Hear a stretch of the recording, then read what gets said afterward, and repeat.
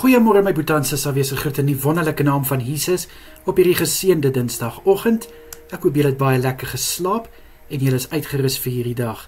Kom ons begin die dag op die regte manier en ons bid saam. Vader, baie dankie vir die voorreg wat ek het om tot U te kan bid en nog meer van 'n voorreg om vir elke boetie en sussie aan U te kan opdra wat nou hierdie gebed ontvang.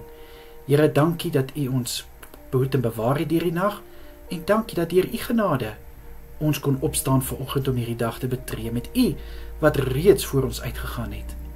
Vader, ek bid vir elke boetie en sussie dat hulle dag gevul sal wees, Vader, met seëninge wat hulle dag net extra spesiaal sal maak.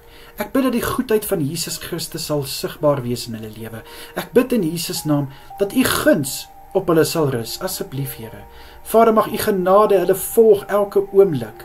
Ek bid in Jesus naam vir krag en vir wysheid in dit wat moet vandag afgehandel word in Jesus naam. Ek bid, liewe Here, dat hulle sukses sal behaal deur hulle arbeid. En ek vra in Jesus naam dat alles wat hulle doen en alles wat hulle sê voorspoedig sal wees en tot verheerliking van die naam van Jesus. Vader, vir vanaand wil ek ook bid dat U asseblief vir elke boetie en sussie met 'n soete nagrus sal seën. Ek bid dat hulle hierdie dag op 'n hoë noot sal kan afsluit, met vrede en vreugde in hulle harte aan die slaap sal kan raak, Here, en sommer net mooi drome hê, liewe Here, soete drome hê. Ek bid in Jesus naam vir kalmte en rustigheid oor elke een se slaap vanaand, in Jesus naam. Here, beskerm asseblief elke boetie en sussie vandag, en ek bid dat U elkeen sal veilig hou deur vanaand. In Jesus se kosbare naam is dit my gebed vir elke een. Amen en amen.